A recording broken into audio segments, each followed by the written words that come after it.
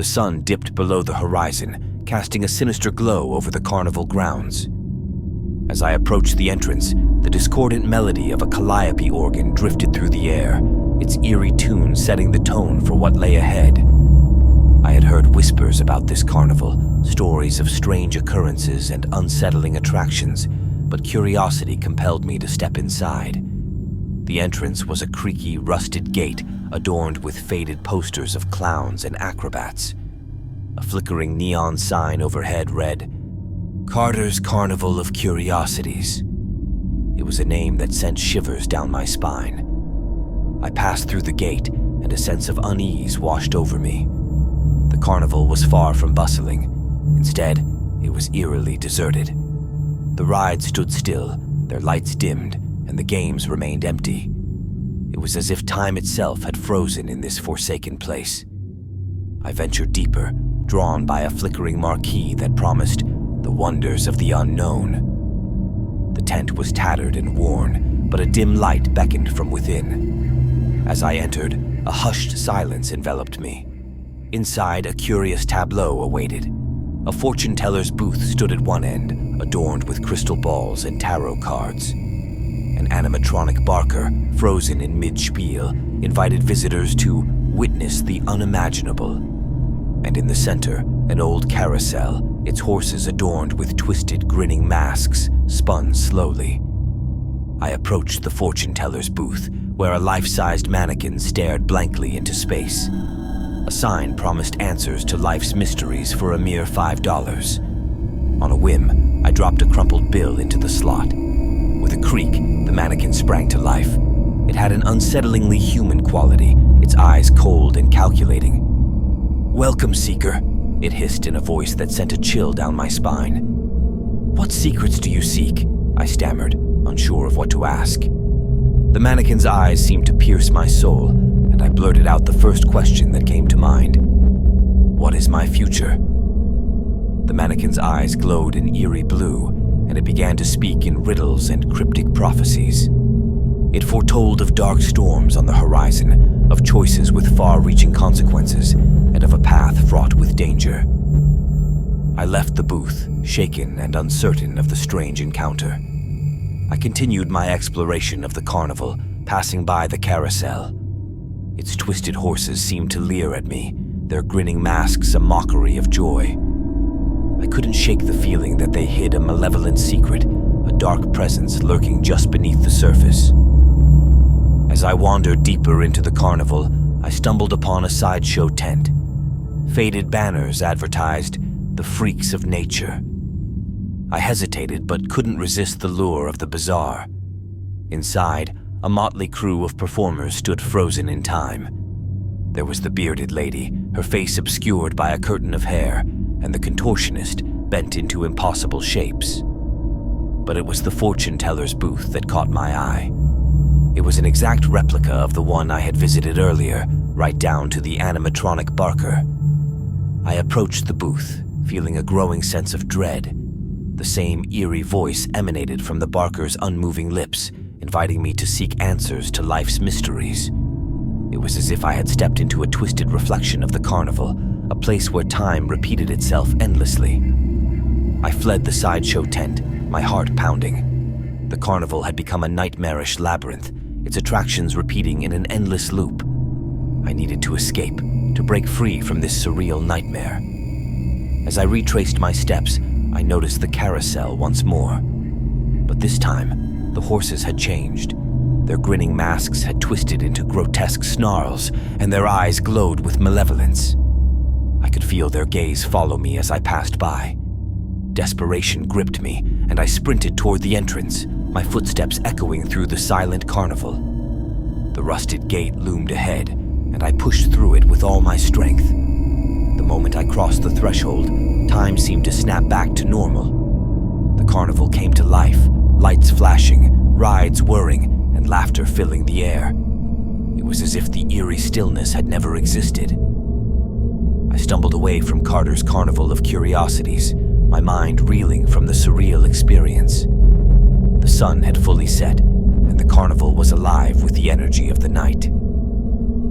As I looked back one final time, I saw the mannequin fortune teller staring at me from the distance, its eyes burning with an otherworldly intensity. It was a reminder that some mysteries were best left unexplored, some curiosities better left untouched. I left the carnival behind, vowing never to return. But the memory of that eerie night would haunt my dreams, a reminder that the line between wonder and terror was often thinner than we could ever imagine. The night was alive with the discordant melody of carnival music. As I approached the sprawling fairgrounds, the flickering lights and raucous laughter of revelers beckoned me closer. I had always been drawn to the enigmatic world of carnivals, but what awaited me that fateful evening was beyond anything I could have imagined. The carnival had arrived in our sleepy town like a dark omen, its arrival shrouded in mystery. It had set up shop in an abandoned field on the outskirts, a place where weeds and wildflowers had reclaimed the earth. The posters that had appeared overnight were cryptic, promising wonders of the otherworld and spectacles beyond imagination. Curiosity had gotten the better of me, and so I found myself on that dimly lit path leading to the heart of the carnival. The air was thick with the scent of cotton candy and popcorn, mingling with a hint of something more sinister, an aroma of incense and old books, like a forgotten library. As I entered the fairgrounds, a sense of unease settled over me. The rides stood tall and silent, their skeletal frames casting eerie shadows. The games of chance were empty, their colorful prizes untouched. It was as if the entire carnival had been frozen in time. But what truly sent a chill down my spine were the performers, or what I initially mistook for performers. They moved in a slow, haunting procession, their faces obscured by masks and heavy cloaks. They seemed to glide through the carnival grounds like wraiths, their presence a surreal spectacle. I watched, captivated and unnerved, as they performed a macabre dance. It was a dance of death, of twisted limbs and graceful contortions, set to the mournful strains of a violin that emanated from nowhere and everywhere all at once. Their movements were hypnotic, their faces hidden in the darkness of their hoods. One figure in particular caught my eye, a tall, slender woman with a porcelain mask adorned with cracks. Her movements were both graceful and grotesque, a mesmerizing fusion of beauty and horror.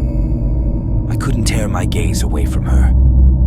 As the dance reached its climax, the performers gathered in a circle, their masked faces turned toward the heavens. With a simultaneous eerie chant, they raised their arms, and the very ground seemed to tremble beneath them. It was as if they had tapped into some ancient, otherworldly power. The moment passed, and the carnival returned to its stillness.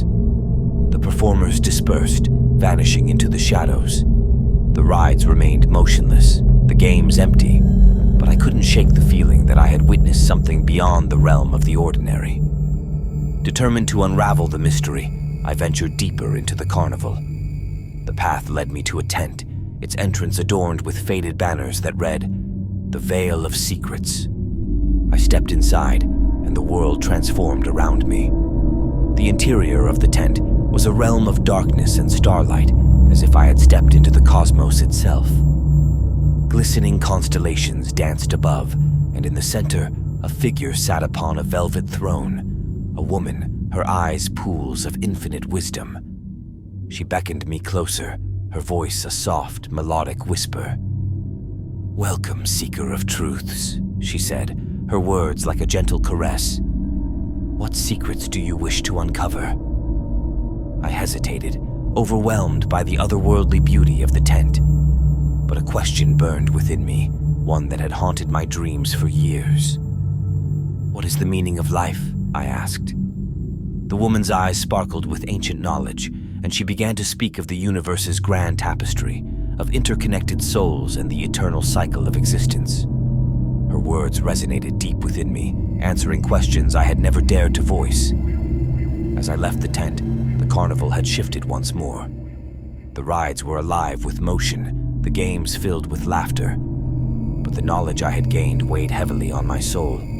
It was a truth both beautiful and terrifying, a secret of the cosmos that I could never forget. I continued to explore the carnival, each attraction more bizarre than the last. I encountered a tent of mirrors that reflected not my own image, but the faces of countless strangers. I ventured into a maze of twisted corridors that seemed to defy the laws of space and time. And through it all, the performers watched from the shadows, their masked faces haunting my every step. As the night wore on, the carnival's strangeness only deepened. I stumbled upon a tent filled with jars, each containing a pulsating, luminescent creature that defied description. And in a forgotten corner, I found a tent where the very fabric of reality seemed to warp and shift, revealing glimpses of alien landscapes and distant stars. As the first light of dawn broke over the horizon, I realized that I had ventured too far, that I had glimpsed the unknown and danced with forces beyond my comprehension. The carnival had given me answers, but they came at a price I would carry with me for the rest of my days. I left the carnival, the echoes of the performers' dance and the woman's wisdom still ringing in my ears. The fairgrounds vanished behind me, disappearing into the mists of memory. And I knew that the carnival would forever remain a place of wonder and terror, a realm where the boundaries between reality and the otherworldly blurred, and where the mysteries of the universe danced in the shadows.